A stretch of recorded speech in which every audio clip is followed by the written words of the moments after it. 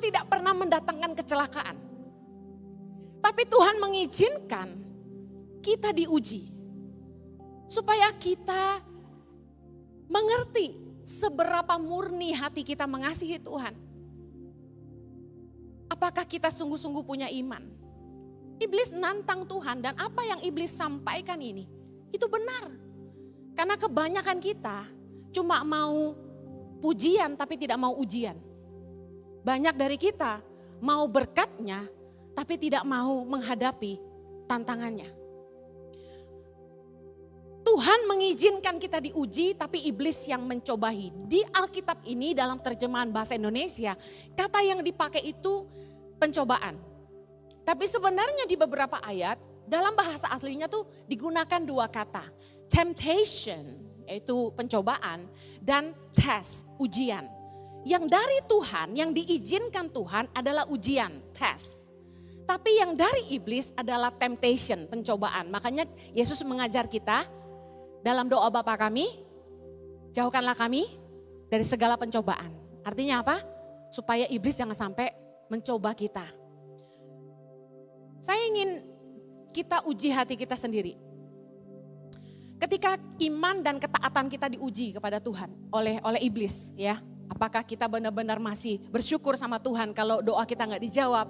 Apakah kita tetap percaya sama Tuhan kalau kita nggak diberkati? Saya mau bilang ini nggak gampang. Apakah kita tetap bersyukur waktu hidup kita pas-pasan? Saya ingin mengingatkan ada 5 hal yang Tuhan ingatkan. Reaksi kita di tengah-tengah pergumulan. Waktu pencobaan itu diizinkan terjadi dalam hidup kita. Ketika kita harus menghadapi padang gurun. Ketika kita harus menghadapi kesusahan, kesulitan, ujian, masalah. Ada peringatan yang Tuhan berikan. Mengacu kepada pengalaman Tuhan bersama bangsa Israel. Ada 5 hal yang Tuhan ingatkan dalam 1 Korintus 10 ayat 1-13. Kita gak akan baca semua. Yang Tuhan ingatkan, yang pertama. Judul perikopnya 1 Korintus 10 1-13 itu gini. Israel sebagai suatu peringatan. Oleh karena itu kita harus ingat-ingat pesan Tuhan. Dari pengalaman Tuhan dengan bangsa Israel. Hal pertama yang kita harus ingat ketika menghadapi pergumulan, nomor 1, jangan berbuat jahat. 1 Korintus 10 ayat 6 bilang gini, supaya jangan kita menginginkan hal-hal yang jahat seperti yang telah mereka perbuat. Ketika kita menghadapi masalah, tantangan untuk berbuat jahat itu ada. Saya kasih contoh. Ketika duit kurang, ketika uang pas-pasan. Lalu ada kesempatan untuk mencuri. Saya yakin kadang-kadang maksud hati tidak niat mencuri. Maksud hati tidak niat menipu. Tapi butuh. Firman Tuhan ingatkan di tengah-tengah masa ujian jangan sampai kita berbuat jahat. Itu peringatan yang pertama. Ketika kita sedang diuji, keputusan apapun yang kita mau ambil. Contoh diputusin pacar. Pacar itu selingkuh. Kita diuji kan? Apa reaksi kita? Jangan berbuat jahat. Artinya apa? Jangan balas kejahatan dengan kejahatan. Relakan. Tidak perlu disantet. Ada orang join bisnis sama kita. Kerjasama. Lalu nipu. Kita diuji. Kita sedang menghadapi ujian. Ingat firman Tuhan. Peringatan. Jangan berbuat jahat. Gak usah balas kejahatan dengan kejahatan. Relakan. Belajar dari Ishak waktu dia gali sumur. Direbut oleh bangsa Filistin. Ishak relakan. Apakah Ishak jadi miskin? Tidak. Tuhan buat sumur yang digali Ishak dimanapun berbual-bual. Saya mau kasih tahu, orang boleh curi apa yang menjadi bagian kita. Tapi penyertaan Tuhan tuh gak pernah pindah. Kalau sekali Tuhan mengikutimu. 1000 orang direbah di kanan kirimu. Saya mau kasih tahu, kamu akan tetap teguh berdiri karena Tuhan menyertaimu. Peringatan dalam menghadapi pergumulan yang kedua. Jangan lari kepada Allah lain. 1 Korintus 10 ayat 7. Supaya jangan kita menjadi penyembah-penyembah berhala sama seperti beberapa orang dari mereka. Kadang-kadang waktu doa kita nggak dijawab-jawab, kita ngerasa gini, Tuhan ada nggak sih? Jangan-jangan gue salah nih percaya Tuhan. Mungkin kalian akan bilang gini, Ibu Heni aja yang imannya lemah, saya gak pernah. Oh ya? Berapa kali waktu masalah datang kita carinya teman bukan Tuhan. Berapa banyak ketika masalah datang kita carinya orang lain dan bukan Tuhan. Penyembahan berhala berarti begini, kita menempatkan yang lain lebih dari Tuhan dalam hidup kita. Lebih ngandalin hamba Tuhan daripada Tuhan. Saya jujur udah berkali-kali ngomong, kalau lagi bergumul punya masalah, jangan curhatnya ke hamba Tuhan. Kenapa? Belum tentu dia peduli sama hidupmu dan belum tentu nasihatnya yang terbaik buat kamu. Apalagi banyak orang yang suka ngejar-ngejar hamba Tuhan, udah tahu hamba Tuhannya jaim masih dikejar juga. Boleh saya minta waktu ketemu untuk cerita masalah saya? Dia tahu gak hamba Tuhan juga masalahnya banyak. Saya mau kasih tahu, saya dalam hidup saya gak pernah curhat. Mau ke teman, mau ke hamba Tuhan. Kalau saya kesel, saya ngomong aja. Misalnya keselnya sama siapa? Keselnya sama Krista. Saya ngomong aja sama Krista. Kenapa kamu gini. Selesai masalahnya. Ngapain curhat? Kalau kamu curhat ke orang lain, beritanya udah beda lagi nanti nyampenya. Saya kesal sama Tina sama Lina di rumah. Saya ngomong sama mereka. Sehingga masalahnya selesai. Gak perlu lari-lari nangis-nangis ke orang. Pergumulannya berat sekali. Saya tiap kali punya masalah, saya lari ke Tuhan. Karena bagi saya gini, yang paling cinta saya cuma Tuhan. Yang paling ngerti saya cuma Tuhan. Yang mampu tolong saya cuma Tuhan. Kenapa lari ke manusia? Pelajaran dari bangsa Israel, ketika mereka menghadapi masalah di padang gurun, mereka bosan, mereka bergumul. Mereka malah sibuk kumpulin emas, bikin patung. Bukankah kita juga begitu? Saya gak tahu siapa berhala dalam hidup Anda. Tapi dengar baik, Allah kita Allah yang penjemburu. Di tengah persoalan selalu datang sama Tuhan. Yang berikutnya yang ketiga, peringatan dalam menghadapi pergumulan. Jangan tidak setia kepada Tuhan, kata firman Tuhan. 1 Korintus 10 ayat 8. Janganlah kita melakukan percabulan. Seperti yang dilakukan oleh beberapa orang dari mereka. Saya tuh kadang-kadang geleng-geleng. Kalau orang Kristen udah mulai curhat banyak masalah. Kemudian saya bilang gini, kerja apapun tidak diberkati. Hidupnya penuh dengan misteri, selalu banyak masalah. Saya bilang gini, kamu hidup dalam dosa ya? Selesai. Karena gini, firman Tuhan jelas. Tangan Tuhan bukan kurang panjang untuk menolong, telinganya bukan kurang tajam untuk mendengar. Tapi yang memisahkan engkau dan Allahmu adalah dosa-dosamu. Ada pasangan pacaran, berantem terus, berantemnya parah. Mau nikah tapi berantem terus. Ternyata ketahuan, udah kumpul kebo, gak jaga kekudusan. Kalau orang pacaran udah gebuk-gebukan, pacaran udah kasar, pacaran udah gak ada nilai penghargaan. Saya langsung bilang gini, kamu gak jaga kekudusan. Karena efek dari dosa selalu membawa duka cita. Rumah tangga yang awal-awalnya itu penuh dengan pertengkaran, penuh dengan air mata, gak bahagia. Coba cek, waktu pacaran gak jaga kekudusan. Jadi anak-anak muda denger nih banyak yang jomblo. Jangan asik-asik, esek-esek. Saya kasih tahu, bayar harganya nanti kalau nikah. Banyak orang yang tidak jaga kekudusan waktu pacaran, nikahnya tidak menemukan kepuasan. Selingkuh tidak habis-habis akhirnya. Kalau kita mau diberkati Tuhan, hiduplah dalam kebenaran. Jangan hidup dalam percabulan. Yang keempat, peringatan dalam menghadapi pergumulan. Jangan mencobai Tuhan. 1 Korintus 10 ayat 9. Janganlah kita mencobai Tuhan seperti yang dilakukan oleh beberapa orang dari mereka. Mencobai Tuhan tuh gini, saya diingatkan tentang Yesus. Dalam ujian, pencobaan yang dialami Yesus, dengar kalau kita dicobai itu biasa. Karena Yesus pun dicobai. Ingat waktu Yesus puasa di padang gurun 40 hari, dibawa oleh Roh Kudus ke padang gurun, untuk dia apa?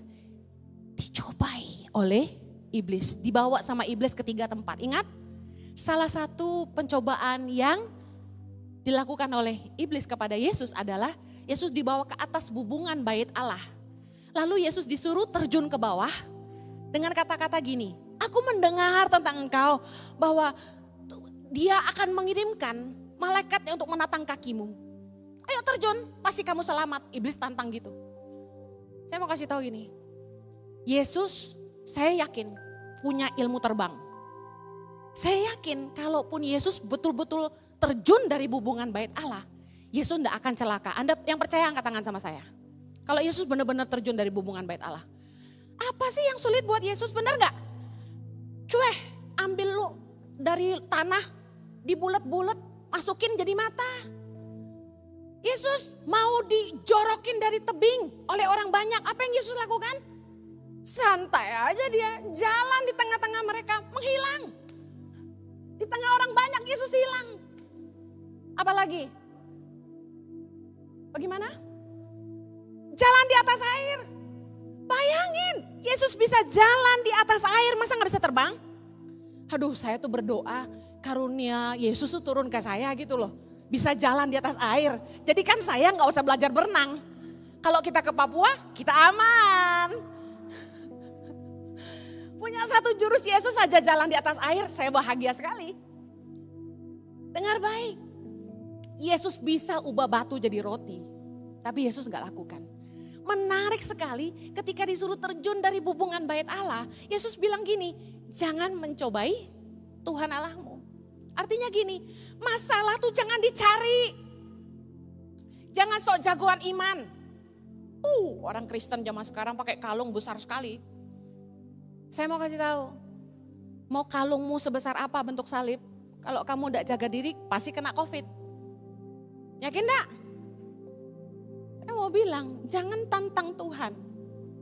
Ada yang menyepelekan protokol kesehatan, ada yang menyepelekan larangan pemerintah untuk tidak menjalankan ibadah.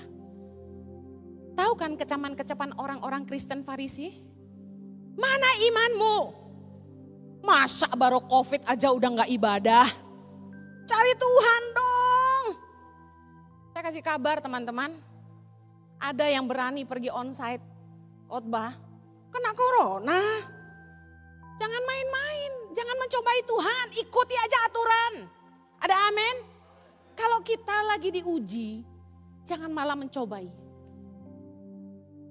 Jangan sok-sok nantang Tuhan. Tuhan, kalau engkau tidak bantu aku bayar hutangku, aku bunuh diri. Aku kalau jadi Tuhan bilang gini, bunuh diri aja. Jangan mencobai Tuhan. Tuhan, kalau umur 30 ini udah kawin-kawin, aku mati aja. Kira-kira kawin gak? Nikah sama kawin beda saudara. Udah, kalau lagi di pergumulan, jangan mencobai Tuhan. Udah tahu beda agama, udah tahu karakternya parah.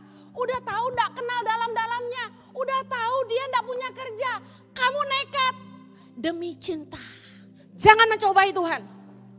Di tengah-tengah pergumulan cari pasangan, jangan sembarangan. Jangan mencobai Tuhan. Nanti Tuhan sanggup menyelamatkan kami dalam pernikahan. Ngimpi aja lo, pendeta aja banyak yang cerai. Jangan macam-macam. Peringatan dalam menghadapi pergumulan. Poin yang kelima. Jangan bersungut-sungut tapi bersyukur. 1 Korintus 10 ayat 10 bilang, janganlah bersungut-sungut seperti yang dilakukan oleh beberapa orang dari mereka. Aduh, bangsa Israel itu terkenal di padang gurun itu cuma satu, sungut-sungut. Keterlaluan. Tahu gak sungut-sungutnya mereka apa? Mereka bilang gini, dalam Keluaran 14 ayat 12. Bukankah ini telah kami katakan kepadamu di Mesir, marahin Musa? Kayak kalian gini marahin saya ceritanya. Bukankah ini telah kami katakan kepadamu di Mesir? Janganlah mengganggu kami dan biarlah kami bekerja pada orang Mesir. Sebab lebih baik bagi kami untuk bekerja pada orang Mesir daripada mati di padang gurun ini. Wih, Musa diamukin rakyat segitu banyaknya. Makanya Musa frustasi. Saya mulai ngerti jadi pemimpin itu tidak mudah. Frustasi bos. Punya bawahan tidak menghargai. Makanya Yesus sampai bilang gini. Memang nabi itu tidak dihargai di rumahnya sendiri. Cuma dihargai di mana-mana. Makanya kita lebih senang kemana-mana daripada di rumah sendiri. Haleluya. Bilangan 14 ayat 3 bilang gini. Mengapakah Tuhan membawa kami ke negeri ini supaya kami tewas oleh pedang dan istri serta anak-anak kami menjadi tawanan? Bukankah lebih baik kami pulang ke Mesir? Kalau saya jadi Tuhan ya, bangsa Israel ini gopites juga. Tapi benar ya, kebanyakan dari mereka enggak masuk tanah perjanjian kan. Saya bisa ngerti, tahu nggak? Kenapa ngerti? Kesel Tuhan sama orang-orang yang nggak tahu diri. Di Mesir itu mereka itu sengsara. Di Mesir itu mereka disiksa. Ayatnya Keluaran 3 ayat 7. Dan Tuhan berfirman, aku telah memperhatikan dengan sungguh kesengsaraan umatku di tanah Mesir. Aku telah mendengar seruan mereka yang disebabkan oleh pengerah-pengerah mereka. Ya, aku mengetahui penderitaan mereka. Bangsa Israel itu kenapa diselamatkan Tuhan keluar dari Mesir? Karena mereka disiksa. Jadi budak rodi. Makanya Musa bangkit dan membunuh salah satu serdadu Mesir. Karena melindungi bangsa Israel. Keluaran 3 ayat 9. Sekarang seruan orang Israel itu telah sampai kepadaku, juga telah kulihat betapa kerasnya orang Mesir menindas mereka. Jadi keadaan bangsa Israel di Mesir tuh gak baik. Disiksa, ditindas. Bilangan 20 ayat 15. Bahwa nenek moyang kami pergi ke Mesir dan kami lama diam di Mesir. Dan kami dan nenek moyang kami diperlakukan dengan jahat oleh orang Mesir. Lah, di Mesir apa mereka baik keadaannya? Enggak. Tapi mereka bilang sama Musa, lebih baik kami kerja pada orang Mesir daripada mati di padang gurun. Padahal apa sih kesusahan mereka di padang gurun? Ya ampun, secara waktu, tahukah bangsa Israel itu menderita di Mesir 430 tahun. Bandingannya 10%, mereka cuma sengsara di padang gurun 40 tahun. Di 40 tahun mereka di padang gurun itu enggak ada apa-apanya dibandingin penderitaan mereka 430 tahun di Mesir. Di padang gurun mereka susahnya apa coba? Makanan terbatas. Mana dan burung puyuh. Bosan juga ya. Betul enggak? Berapa banyak kita yang mulai bosan? Gini-gini terus. Enggak kaya-kaya gue. Too much complaints. Kita banyak kali mengeluh dengan keadaan kita. Enggak ada bersyukurnya. Kita bilang, dulu waktu masih dunia, kayaknya hidup lebih bahagia. Bebas bikin apa aja. Bisa nipu orang kita jadi kaya. Ikut Tuhan kita menderita. Harus taat firman Tuhan, jaga kekudusan. Aduh, jadi orang Kristen cemen juga. Saya mau kasih tahu. Keluhan-keluhan kita itu enggak masuk akal. Kok jadi budak dosa lebih bahagia daripada merdeka di dalam Allah. Sementara di padang gurun, Tuhan menyertai mereka dengan tiang awan, tiang api. Tuhan menyertai mereka dengan burung puyuh dan mana roti. Roti mana tuh pasti enak banget, saya kan suka roti. Mana tuh pasti roti terbaik di dunia. Bayangkan, gak ada rasa syukurnya. Kasut yang mereka pakai di kaki mereka tidak jadi rusak. Pakaian mereka tidak jadi rusak. Betapa setianya Tuhan menyertai mereka. Ketika mereka berperang melawan bangsa-bangsa yang mereka hadapi selama 40 tahun itu. Tuhan menyertai mereka, bangsa lain selalu kalah. Tapi tetap bangsa Israel mengeluh. Saya mau tutup dengan ini. Mengapa sih Tuhan mengizinkan kita mengalami pencobaan? Yang pertama, untuk merendahkan hati kita. Supaya kita itu belajar mengandalkan Allah. Kadang-kadang kita tuh terlalu sombong. Berpikir kita hebat. Berpikir kita jagoan. Ulangan 8, ayat yang kedua dan ketiga. Kita baca sama-sama. Ingatlah kepada seluruh perjalanan yang kau lakukan atas kehendak Tuhan Allahmu. Di padang gurun selama 40 tahun ini. Dengan maksud merendahkan hatimu. Dan mencoba engkau untuk mengetahui apa yang ada dalam hatimu. Yakni apakah engkau berpegang pada perintahnya atau tidak. Jadi ia merendahkan hatimu, membiarkan engkau lapar dan memberi engkau makan mana yang tidak kau kenal dan juga tidak dikenal oleh nenek moyangmu. Untuk membuat engkau mengerti bahwa manusia hidup bukan dari roti saja, tapi manusia hidup dari segala yang diucapkan Tuhan. Padang gurun mengajar bangsa Israel, masalah mengajar kita supaya kita belajar rendah hati dan mengandalkan Tuhan. Saya percaya masa COVID-19 ini, masa pandemi ini telah mengajar kita satu hal. Kita pikir kita akan kekurangan. Kita pikir kita akan susah, tapi bukankah Tuhan setia? Saya sudah cerita ini di beberapa khotbah saya. Dulu dengan sok gagah perkasa, saya terima jadwal undangan khotbah kemana-mana sampai gak ada berhentinya. Sampai kelelahan sendiri, sampai sakit sendiri masuk rumah sakit karena pinggang. Kena karena ngangkat koper terlalu berat. Saya dibilang sama suami saya, kalau kamu gak terima pelayanan, nanti yayasan kekurangan dana. Jadi kamu harus bantu saya jualan merchandise kemana-mana. Sok pahlawan kami berdua. Pahlawan kesiangan, khotbah terus. Pagi siang malam. Pagi-pagi saya udah cantik. Udah dandan. Staf doa saya lagi make up. Masih ingat teman-teman? Pergi khotbah. Pulang, makan siang sebentar, jalan lagi. Nanti malam, khotbah lagi. Sok jagoan, badan rontok, jiwa kering, hubungan rusak, sama anak gak ketemu, sama staf gak diurus. Hancur berantakan sebenarnya semuanya. Tapi sok jadi heroik. Nanti uang yayasan gak cukup, pergi dengan satu motivasi yang salah. Kita pikir kita bisa nolong Tuhan. Padang gurun mengajar kami, ketika pandemi datang, pelayanan terhenti, tidak bisa jualan lagi. Apakah kita susah? Tuhan membuktikan Dia setia. Pandemi ini mengajar saya khususnya, hidup mengandalkan Allah. Rendah hatilah Heni, yayasan ini ada bukan karena kamu. Uang yayasan itu ada bukan karena kamu. Tuhan tuh seolah mau ngajarin saya, aku ndak butuh kerja kerasmu. Tuhan cuma mau saya. He only wants me. Sebagai nabi yang Tuhan tunjuk buat pelayanan ini. Sudah seharusnya saya lebih banyak mendengar Tuhan daripada khotbah di jalanan. Saya akhirnya mengerti kehendak Tuhan justru di masa sulit ini. Padang gurun mengajarkan kita untuk rendah hati. Bukan karena kita hebat, bukan karena kita bisa kita ada hari ini. Tapi semua karena Tuhan. Dan karena pandemi gak ada jalan lain selain hidup mengandalkan Tuhan. Tapi bukankah hari ini kita baik-baik saja? Bukankah Tuhan kita luar biasa? Katakan haleluya. Saya mau bilang gini, apa sih masalah kalian? Apa sih pergumulan kalian? Apa sih kesusahan kalian? Mungkin masalah kalian beda dengan saya. Tapi firman Tuhan ini, Tuhan ingatkan untuk saya sampaikan. Lukas 18 ayat 7-8, baca sama-sama. Tidakkah Allah akan membenarkan orang-orang pilihannya yang siang malam berseru kepadanya?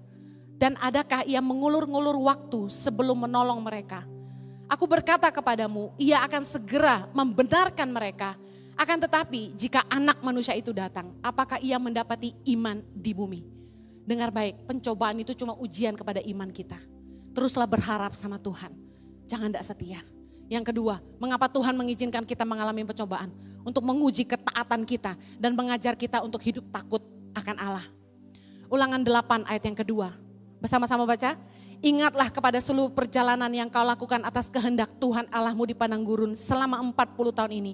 Dengan maksud merendahkan hatimu dan mencobai engkau untuk mengetahui apa yang ada dalam hatimu. Yakni apakah engkau berpegang pada perintahnya atau tidak.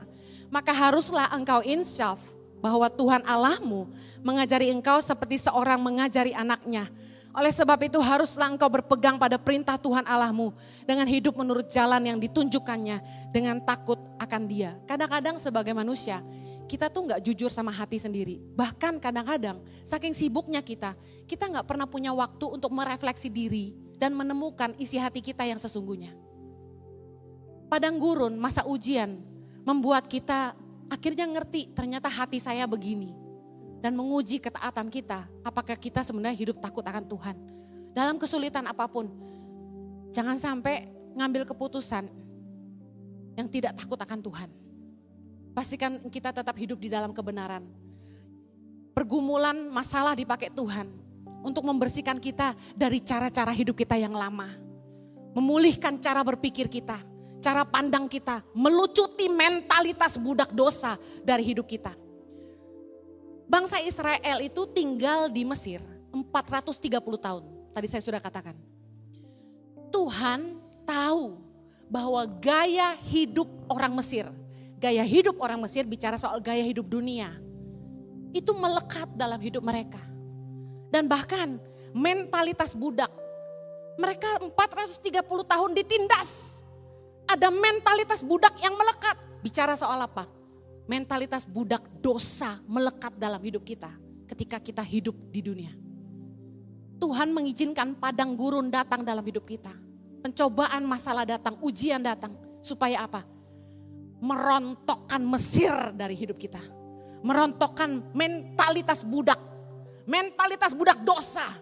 Merontokkan gaya hidup dunia dari hidup kita. Makanya firman Tuhan berkata, berubahlah oleh pembaharuan budimu. Jangan pernah jadi sama dengan dunia ini. Karena Tuhan mau kalau kita ikut Tuhan pakai cara hidup yang baru. Taat sama firman. Semakin cepat engkau taat dan merendahkan hatimu, masalahmu cepat selesai. Karena tujuan padang gurun itu diberikan cuma satu, melucuti Mesir dari hidupmu. Yang ketiga, mengapa Tuhan mengizinkan kita mengalami pencobaan? Untuk mengajar kita supaya tidak tinggi hati dan melupakan Tuhan. Ulangan 8 ayat 11, bersama-sama. Hati-hatilah supaya jangan engkau melupakan Tuhan Allahmu dengan tidak berpegang pada perintah, peraturan dan ketetapannya yang kusampaikan kepadamu pada hari ini. Dan supaya apabila engkau sudah makan dan kenyang, mendirikan rumah-rumah yang baik serta mendiaminya. Dan apabila lembu sapimu dan kambing dombamu bertambah banyak, dan emas serta perakmu bertambah banyak, dan segala yang ada padamu bertambah banyak. 14, jangan engkau tinggi hati sehingga engkau melupakan Tuhan Allahmu yang membawa engkau keluar dari tanah Mesir, dari rumah perbudakan. Kecenderungan manusia itu selalu melupakan Tuhan di masa kelimpahan. Entah kenapa. Ayo jujur yuk, saya pun ngalami. Kayaknya ketika semua baik-baik aja dan tidak ada masalah, rasa nyaman itu membuat kita jauh dari hadirat Tuhan. Sifat manusia, naturalnya itu gini. Kalau susah baru ingat sahabat. Ada kan teman-teman yang gitu kan, kalau susah baru cari kita. Lupa sama teman di masa susah. Kalau udah kaya, goodbye my friend. Saya masih punya beberapa teman yang ketika susah carinya kita. Udah kaya, haleluya. Kebaikan dilupakan, tapi kesalahan diingatkan. Kebanyakan manusia tuh gini, ribuan kebaikan sirna oleh satu kesalahan. Betul gak? Saya pernah punya sahabat, akrab luar biasa, baik. Satu kali saja tegur dia, langsung hilang selamanya. 1000 kebaikan itu sirna dengan satu kesalahan. Itu sifat manusia. Sudah hebat, lupa mendarat. Kebanyakan orang kalau udah kaya, sombong, tengil, belagu, sok tahu. Makanya ada istilahnya OKKB. Orang kaya baru. Jangan pernah tinggi hati.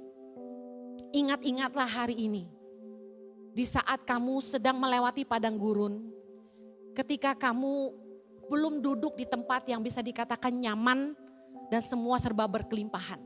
Ingat-ingatlah hari ini. Supaya suatu hari nanti ketika engkau diberkati dengan keuangan dan kelimpahan, engkau enggak lupa sama Tuhan yang telah mengantarmu dengan setia dari tempat di mana engkau berada. Saya yakin hari ini dan apa yang ada di masa depan tidak akan pernah terpikirkan. Betapa luar biasanya Tuhan sanggup membawa kita ke tempat yang kita sendiri tidak pernah pikirkan. Amin. Yang terakhir, mengapa Tuhan mengizinkan kita mengalami pencobaan? Supaya kita mengalami kebaikan Tuhan. Ulangan 8 ayat 15. Dan yang memimpin engkau melalui padang gurun yang besar dan dahsyat itu, dengan ular-ular yang ganas serta kalajengkingnya dan tanahnya yang gersang, yang tidak ada air. Ia membuat air keluar bagimu dari gunung batu yang keras. Dan yang di padang gurun memberi engkau makan mana yang tidak dikenal oleh nenek moyangmu. Supaya direndahkannya hatimu dan dicobainya engkau hanya untuk berbuat baik kepadamu akhirnya. Saya mau katakan gini, masa-masa susah itu masa-masa yang penuh kebahagiaan sebenarnya. Kenapa? Saya gambarkan dalam hubungan manusia aja. Waktu saya sama Jojo baru merintis hidup, sama-sama mulai dari nol. Nah, pacaran dan bangun keluarga dengan orang yang sama-sama mulai dari nol tuh asik. Kalau zaman sekarang carinya yang udah kaya, ya kan? Nah, kalau yang mulai merintis dari nol itu asik. Kenapa? Ada momen-momen bahagia yang kita bisa temukan dan tidak terlupakan. Contoh, dulu kami uangnya nggak seberapa. Kami cuma bisa beli nasi goreng kambing di kebun siri itu 1 bungkus berdua. Tapi indah dan nikmatnya luar biasa, tak terlupa. Sampai hari ini saya masih ingat rasanya. Betapa luar biasanya 1 bungkus nasi goreng kambing itu kami suap-suapan berdua. Waktu masih baru merintis keluarga, anak belum ada. Gaji maaf tidak seberapa. Kami itu dari muda memang orang yang sudah terpanggil pelayanan, jadi uang tuh enggak jadi ukuran. Saya percaya kalian juga sama. Uang enggak seberapa, jadi ngirit luar biasa. Dari umur 25 sebelum nikah, kami tuh sudah nyicil rumah sama-sama. Jadi uangnya kami gabung, kami cicil rumah, sisanya bisa kebayang dong tinggal berapa gitu kan. Nah, di saat uang enggak seberapa itu, kami ngirit banget. Makan apa adanya. Saya kemampuan masak terbatas. Akibatnya ya Pak Jojo sedikit menderita. Tapi luar biasanya dengan penuh cinta dia enggak pernah marah, enggak pernah berkeluh kesah, makan apa adanya. Momen-momen itu indah luar biasa. Tapi ketika uang sudah mulai ada, kenikmatan sudah mulai meningkat, kepedasan bisa marah. Jadi saya mau ingatkan gini, di masa-masa susah, temukan kenikmatan-kenikmatan yang kamu tidak akan pernah lupa. Masa kesusahan adalah pengalaman dengan Tuhan yang tidak akan pernah terlupakan. Bagaimana Tuhan menolong saya melewati hari demi hari. Bisa bayar uang sekolah, tiba-tiba ada orang yang kasih uang gak tahu dari mana. Ngalami pertolongan Tuhan, gak punya kerja sementara orang bergumul cari kerja. Saya gak pernah gak punya kerja. Dapat favor dari Tuhan, gak punya uang buat liburan. Bisa diundang pergi ke Amerika, pergi ke Israel, diundang. Jadi semua dibayarin. Dan ketika bisa duduk di pesawat yang mewah, kita kayak orang kampung lihat kanan kiri dan menikmati segala yang ada. Saya mau kasih tahu, nikmati kemurahan Tuhan di masa-masa ini. Ketika kamu susah dan kamu mengalami kebaikan Tuhan, jangan berhenti mengecap dan berkata, terima kasih Tuhan. Kecaplah dan lihatnya betapa baiknya Tuhan itu. Amin, saya tutup. Saya mau bilang gini, makan paling nikmat itu justru saat kita kelaparan. Setuju dengan saya? Waktu lagi lapar banget, makan tuh jauh lebih nikmat. Sama, pengalaman dengan Tuhan di masa kesusahan tidak pernah terlupakan. Masa-masa kesesakan justru membuat kita menemukan pertolongan Tuhan. Kemustahilan membuat kita melihat mujizat Tuhan. Jangan takut sama masalah, jangan takut sama cobaan, jangan takut sama tantangan. Justru kita akan melihat tangan Tuhan bekerja dan menolong kita. Nikmatilah kuasanya bekerja dan mujizatnya nyata. Amin. Percayalah bahwa Tuhan itu gak akan pernah meninggalkan kita. Seperti Bapa yang sayang sama anaknya. Tuhan selalu mau yang terbaik buat kita. Sesulit apapun pergumulan yang kita lewati, kita cuma perlu berpegang kepada satu hal, bahwa Tuhan sayang kita. Kalau kamu ragu sama umurmu, Tuhan udah umur segini, kok gak ketemu jodoh juga. Jadi guru pedalaman di tangan pengharapan, punya pacar pun LDR Tuhan. Tapi tidak sedikit yang cinlok juga, haleluya. Amin. Tapi saya mau bilang gini, kalau kamu sungguh-sungguh hidup mengandalkan Tuhan, kamu sungguh-sungguh mengasihi Tuhan, bilang sama dirimu, Tuhan lebih peduli hidupku. Masakan dia ciptakan aku secantik ini buat jadi jomblo? Tapi kalau kamu percaya kepada kasih Tuhan, saya mau kasih tahu, jomblo pun untuk kebaikan. Saking percayanya sama Tuhan gitu loh. Mau jomblo, mau nikah, apapun keputusan Tuhan, itu yang terbaik buat kita. Percaya gak sama kasih Tuhan? Jangan lupa Pencobaan Tuhan izinkan terjadi untuk merendahkan hati supaya kita mengandalkan Tuhan. Pencobaan Tuhan izinkan untuk menguji ketaatan kita akan firman dan mengajar kita hidup takut akan Allah. Pencobaan mengajar kita untuk tidak tinggi hati dan melupakan Tuhan. Pencobaan membuat kita mengalami kebaikan Tuhan. Mari kita berdoa. Bapa di sorga, terima kasih untuk firman-Mu. Berdoa buat setiap umat-Mu yang mendengarkan firman Tuhan yang disampaikan Tuhan. Kalau ada mereka yang di tengah-tengah pergumulan, mereka insecure dengan masa depan mereka. Hamba-Mu berdoa agar mereka belajar mempercayai kasih-Mu bagi mereka. Bahwa Tuhan gak akan pernah meninggalkan mereka. Pencobaan-pencobaan yang kami alami gak akan pernah melebihi kemampuan kami. Karena Tuhan setia dan Tuhan pasti memberikan jalan keluar. Kami percaya Tuhan ada jawaban dalam atas doa-doa kami.